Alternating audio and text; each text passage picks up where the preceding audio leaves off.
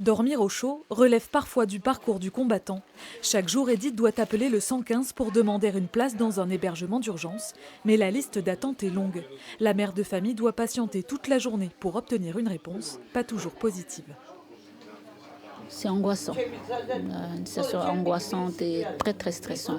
On vit dans le stress et c'est pas bon, c'est vraiment pas bon. C'est vraiment difficile de trouver Très une très place. difficile, très très difficile. Comme Edith, une soixantaine de sans-abri sont logés à la Passerelle. Le centre d'hébergement affiche complet toutes les nuits, et ce malgré l'ouverture de places supplémentaires. On continue à appliquer le plan hiver en dehors de la période hivernale. Normalement, elle devrait se terminer au mois de mars et on la poursuit encore jusqu'en avril. Quelle raison ? Pour quelle raison ? Si on fermait ces places-là, ça signifie qu'il y a des personnes qui n'auraient pas de place d'hébergement.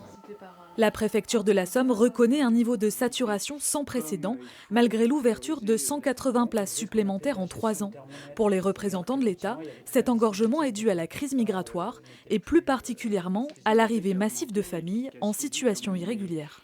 On constate que majoritairement, les personnes qui se maintiennent durablement dans l'hébergement d'urgence, ce sont effectivement des personnes qui sont déboutées du droit d'asile, ce qui peut se faire au détriment d'autres publics pour lesquels aujourd'hui on n'arrive pas à trouver ou à mobiliser une place d'hébergement. Mais cette explication est jugée irrecevable par certains travailleurs sociaux. C'est un droit, tout le monde a le droit d'être hébergé en France, quoi. Ce centre associatif a donc décidé d'accueillir les sans-abri en journée et de les accompagner dans la recherche d'hébergement, un acte militant qui leur permet de dénoncer les prises de position de l'État.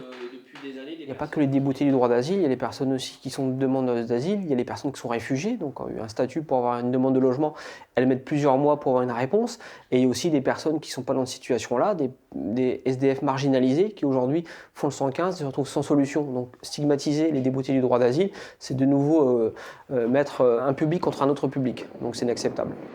Malgré cette levée de bouclier, la préfecture a décidé d'accélérer les procédures pour désengorger le dispositif d'hébergement d'urgence, notamment en renvoyant les familles déboutées du droit d'asile dans leur pays d'origine.